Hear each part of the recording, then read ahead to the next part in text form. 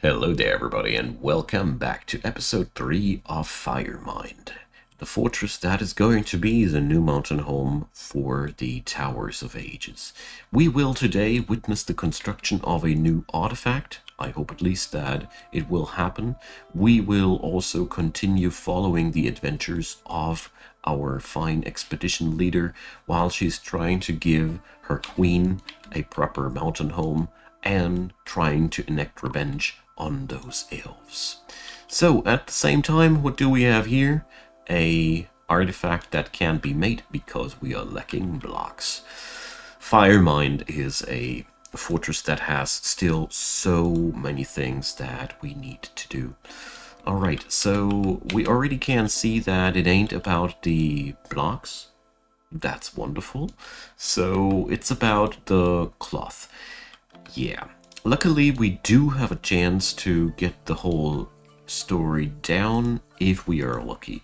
Otherwise, this will be the very sad incident that will be the very first death of Firemind, but we'll see about that. The problem that we got here is that I am lacking one of the 3 base types of fabric. There is spider silk fabric, there's plant fabric, and there's animal fabric. We weren't able to bring animal fabric on or prepare carefully duty, so we're going to hope that one of my llamas that I brought up with my caravan, because I'm a smart preparer, can yield us the wool. So the first thing that we obviously have to do while the autumn is ceasing is save the life of one of our own. Let's check it out. Who is the dwarf in question? Dishmop Lemulkad. Alright. So I really hope that this will be what it takes. So you spin the wool into thread and then you weave the yarn into cloth. So I don't know how to help this poor fella if it ain't what he's needing. She? He? She. I always have a bit of a problem in perceiving female or male dwarves. Alright. So the good part, it was exactly what she required. The bad part, it wasn't enough. Alright, so we got more. We need more drink, and we need a bookkeeper. So many things at once urging our attention. So we are going to set up a little thing here, and I'm going to make me a couple of rock thrones here. There we go. So we can bring up a bookkeeper. But first I still need to attend to this young dwarf's life that is here.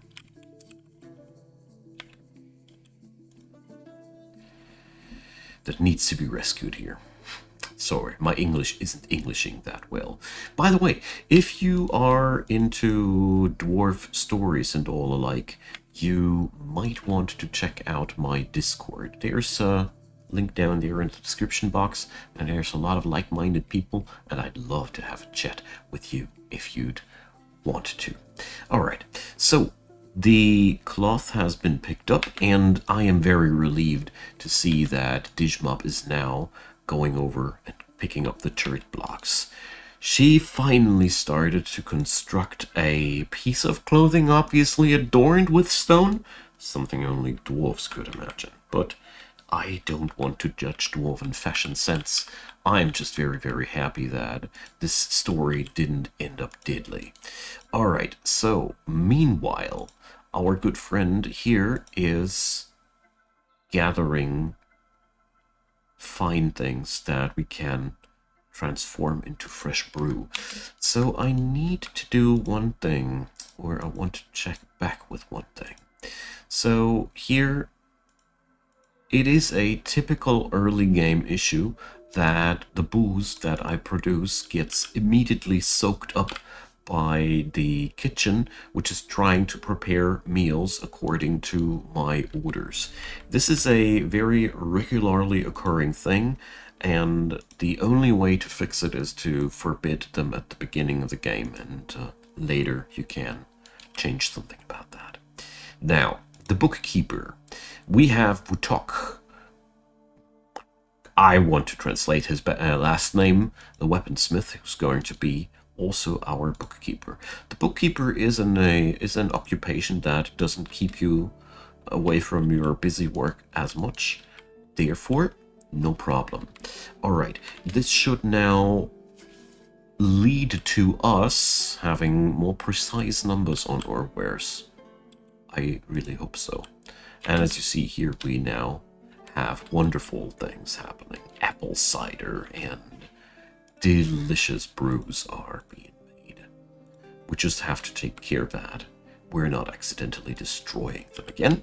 So we are now monitoring our productions a little bit more closely, so I don't need to worry too much about that.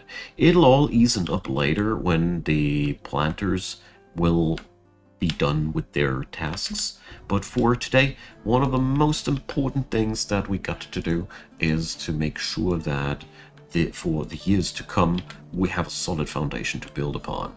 And as you see here now, we have finally precise numbers. That will help us a lot. Okay, so winter is upon us soon, so we're going to designate a bit more gathering. Let's see. I got one skilled herbalist here, and I think I'm going to put Dijmop, after he's done with his legendary clothing, down to the task of being another forager for the fortress. As we are sitting right below or right above, I should rather say, a big forest, it's going to be easy for us. So, what do we have here? A llama wool loincloth adorned with stone. Seriously? What the hell? Is that your idea of... Well, let's check it out more closely. Encrusted with oval shirt capuchons and decorated with llama wool. Alright, she had the decency to cut some gemstones out of those, or some gemstone-shaped things out of those stone blocks before adorning the loincloth accordingly. Alright. It's an image of the road of flutes. What? What is the road of flutes? That word I hear for the first time.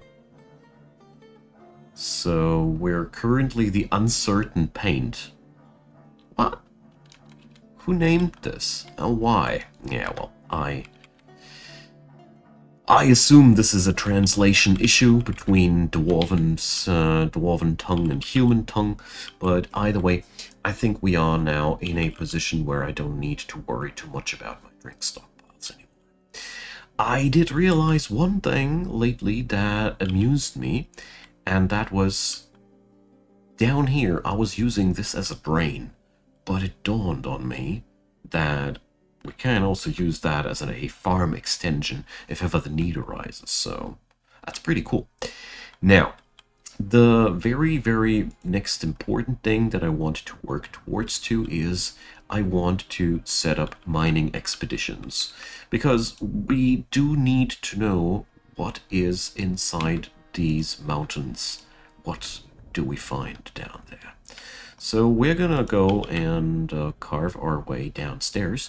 We got 3 able miners, and as far as I know, we're going to stay alone with these 23 people for quite some time. There's always a break of caravans for a while. I don't know if something has changed, because I have amped up the amount of population up to 300. Probably. We'll see about that. We can say one thing for sure. This fortress has ubiquitous amounts of fluxstone and coal. This is amazing. So let's see, is this still aquiferous? No, it's not.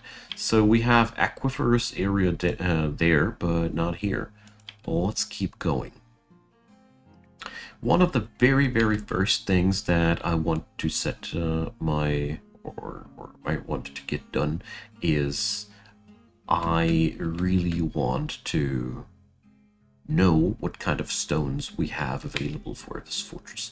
Okay, so let's go really downstairs quite a lot more and follow our friends. This is deeper than we ever went before.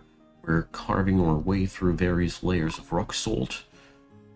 This is not...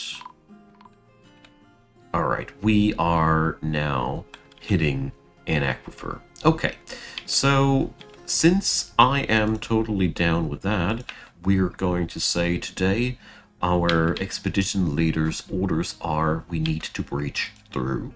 So we're going to do that.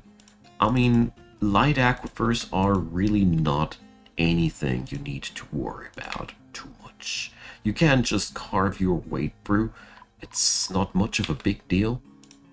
The amount of water they produce is very, very low, and if we smooth the walls quickly, we're going to be very, very easily done with this problem.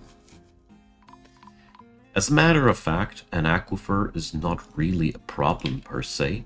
It is also an endless source of water. This is the real benefit behind these. The only thing that always makes me kind of sad is that aquiferous layers have lots of stones that you usually don't see too much, like here, conglomerate. Conglomerate is a typical stone I see in aquiferous layers, but almost nowhere else. I've been playing through quite a few fortresses already, and these sedimentary stones, you know, the ones that form because stuff is rotting on the bed of a river and the seas and whatnot, that is, well, miraculously connected with water. Who would have thought? Well, it's not that much of a big deal. It's just a brown stone that I'd like to use. My dwarven senses are killing me, but whatever. There's plenty of other stone that we can use. Meanwhile, we need to carve our way through until we see at least a change in stone type. That's usually the point where you notice that you breached through the aquiferous layer. And for this part, well, we do have quite a deep light aquifer, considering that this must be the same light aquifer that we saw when we dug down on, I think, episode 1 or 2. I don't remember anymore. I think I did this right on episode 1. Either way, it is quite a lot of busy work here. Okay, and we're also producing more and more water.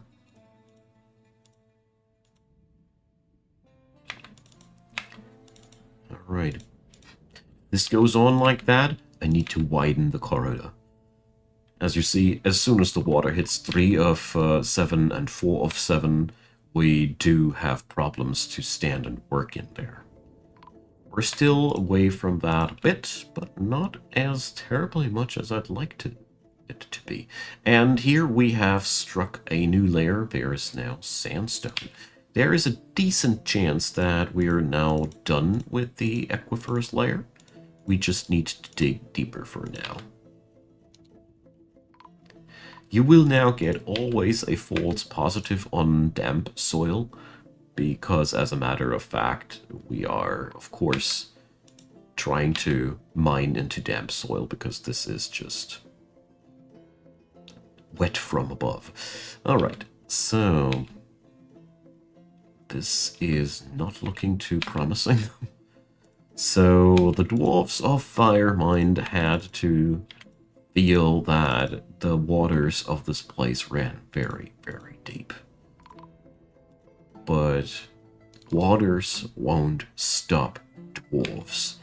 It does make a pump stack in the far-fetched future a little bit more difficult and complicated, but whatever.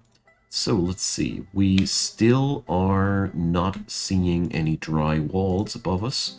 So, wow.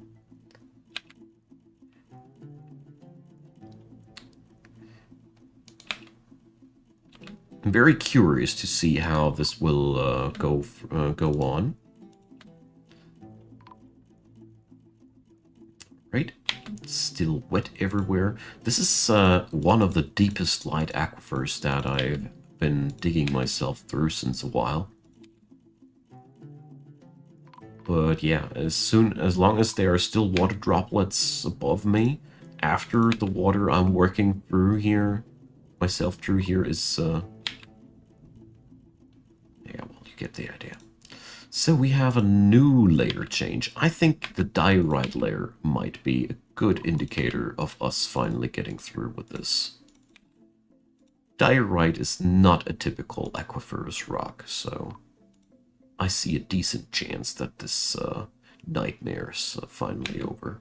Yeah, there we go. So this is the last layer. Above us is still aquifer. This is not aquifer anymore. This is a false positive. We can't dig through that. All right, we got this now. All right, I will set up a hotkey for this one, F2, so we can furthermore use this as our base of operations. Diorite has been spotted. These miners will now report back to the expedition leader and have a well-deserved drink. We have by now all manner of different types of booze, even carrot wine. Didn't even know that you can produce alcohol out of freaking carrots, but, well, either way. So the aquifer project has been finished. Marvelous. So one next step in our fortress development is that we totally need a more sophisticated workshop system. Right now, this is a mess. It is my mess. I like my mess, but it is still very, very disorganized, and we need several layers. This is just a starting workshop, and I think I will keep my wood production over here, but we do have a couple of layers that we can work with. These below here, I think, are going to be the ones that we're going to be working with, out of one simple reason. They are brim-filled with resources that I want to have. I want more limestone for sure. I want more coal as well, as this is going to be a wonderful Kickstarter for the production of this fortress. So we really do live a good life so far. Mountain welcomes the dwarfs of the Towers of Ages. Surely nothing can go wrong. No? Anyways, we will now repeat that design a few more layers, as I always see dwarves as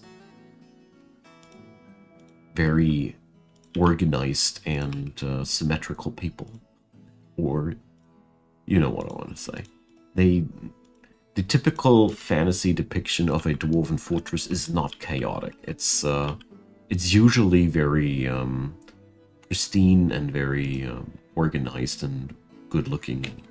You get the idea. All right, so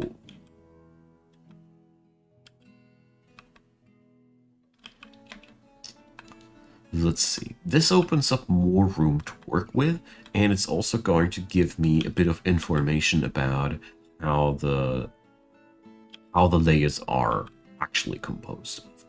What's also going to be another very important expedition now is we're going to go past these. There we go.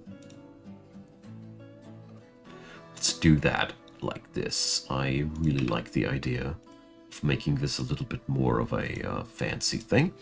And we want to go now deep into the forest biome. It's about knowing what kind of stuff is down there, because usually between two biomes are different resources to have. So yeah, you see it here already. Here we are into chalk. And I bet that this is exactly, yeah. This is where we start entering the forest biome. Therefore, very important for us to have a little bit of a more thorough geology. Okay. Brings me up to a idea that we might just go for something like that. Oh yeah, I love this already. So we're going to go upstairs here. There we go. If you didn't know yet, you can also mine upstairs, so... Oh, wait a sec, No, I did it wrong.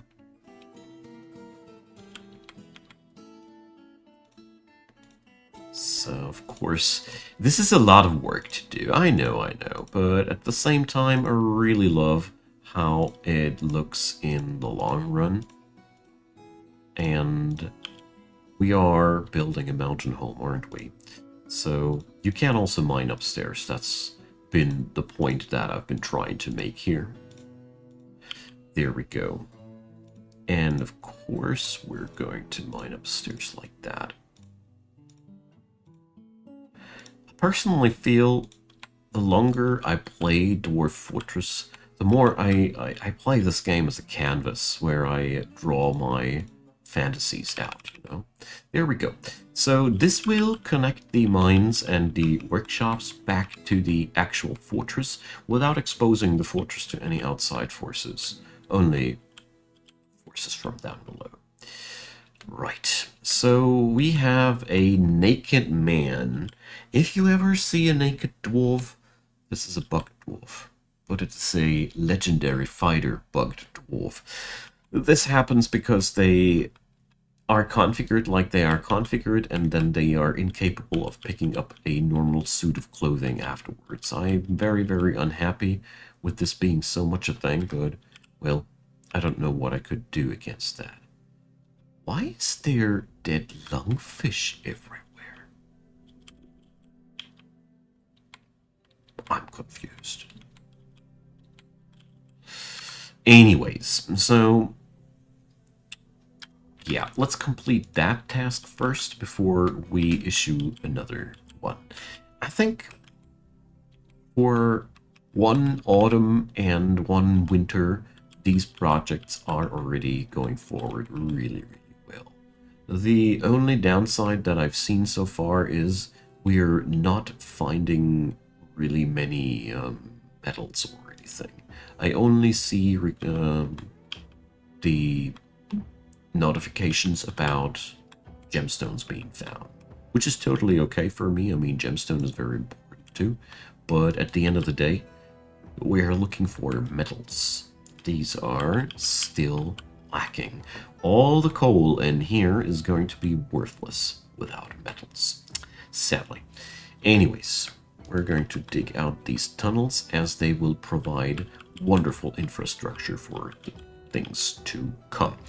Okay, so one thing that I deem absolutely invaluable and absolutely important next is that we're going to go and work out some stoneworkers' workshops and carpenters' workshops.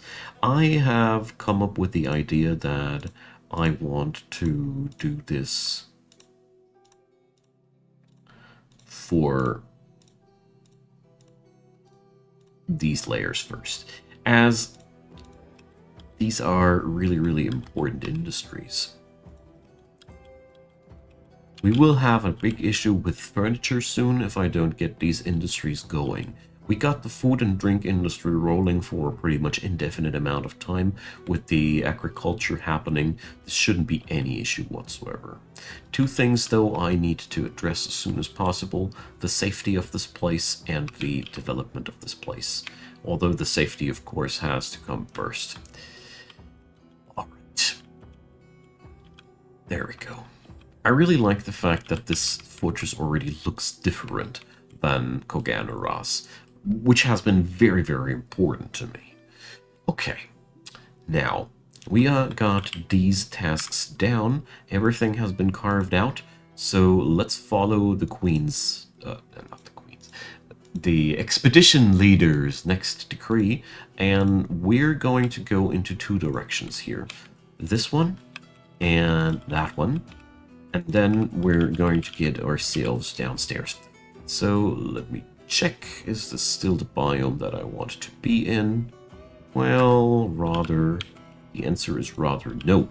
We go rather this way. So as you see, I want to dig deep now into either direction, because the orders of the expedition leader are clear.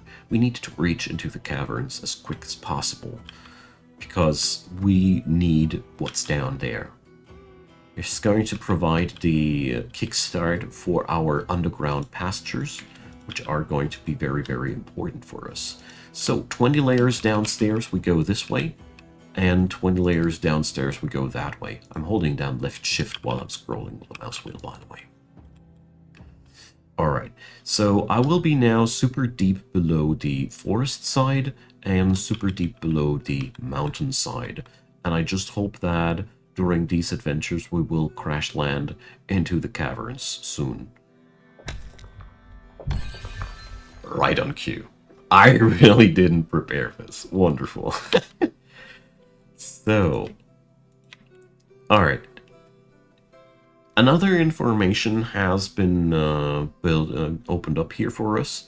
We have here a cavern layer 2, cavern layer 1 connected to cavern layer 2. So very important next step, I want to delete any work orders in between here. So there is vomit down here. Imagine you dig down into the caverns, and the first thing, when you ogle down below, is a pile of vomit. Great. Great. You are just great. Okay, so that also means that this place here is going to be danger zone. So we're going to dig back upstairs like that. And we're going to construct floors on top of that. Oh, wait a sec. I don't like the suspension thingies there. So, construct floor. We don't use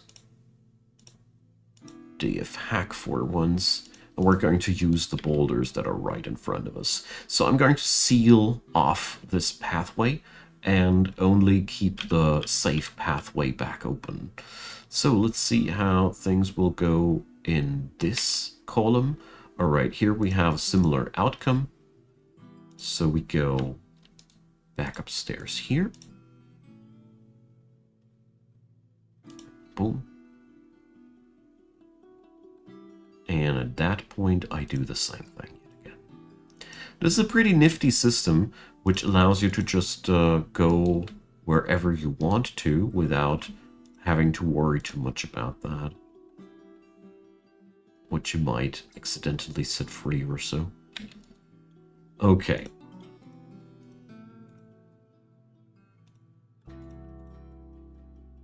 There we go.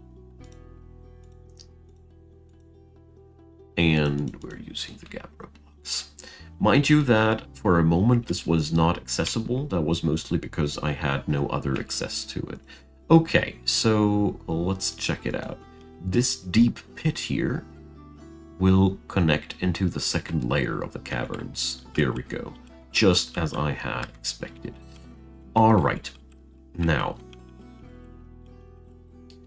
that is, for starters, all the exploration that the Dwarves of Firemind has to do. This finished these tasks amazingly fast, and that was really good. So let's check back with our workshops. So we got these down, and let's see. I need to make up my mind between this and the next episode how I want to design the workshop area. I haven't made up my mind with a design pattern yet, and I feel like it is really important that I think about it more closely. I mean, we are pretty much at the time where it's a good time to take a break. We have found a massive wealth of valuable gemstones here. We will evaluate the caverns in the next episodes, of course. We will check out what created the vomit. We found malachite, so we have absolutely surely access to copper. And let's see where all this leads us. I thank you for watching, my dear friends. I hope you had a good time. I surely did. We are going to continue the adventures of Firemind as soon as possible. Leave a comment, leave a thumbs up, consider subscribing, and to all of you who want to watch these series more directly without waiting, I mean, I do do my best to make daily episodes, but I do also pre-upload quite a lot. So I have enabled channel membership for a meager €2. You can just preview everything that I will publish anytime too soon. All my new episodes of my series are available for the channel members. I did put the pricing really low, as this is really just an idea to support the channel regularly for you and get something back in return. So if you like the idea, check it out. I do my best to provide ample supplies of Dwarf Fortress episodes to binge watch in return. So, thanks for watching. Have a wonderful day. See you all next time. Stay awesome. Bye bye.